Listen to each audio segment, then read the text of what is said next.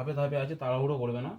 তাড়াহুড়ো করলে হয়তো একটা এইতে বিপরীত ক্ষতি হয়ে আসতে পারে, তখন কিন্তু একটু প্রবলেম হয়ে যাবে। তার থেকে তাড়াহুড়ো না করে আস্তে আস্তে কাজ করবে। এগুলো এরকমভাবে লাগিয়ে নেবে, এই আছে এরকম ঘুরিয়ে দিলে আটকে যাবে।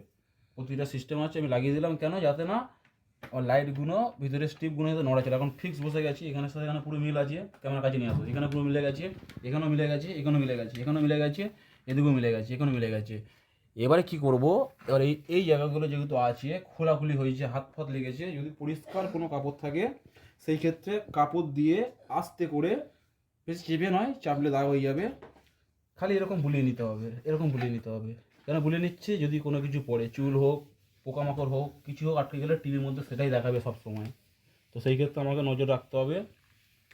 আমি পরিষ্কার করে দিলাম, সুন্দর করে পরিষ্কার করে দিলাম, যাতে ছবিটা কোনো না প্রবলেম আসে।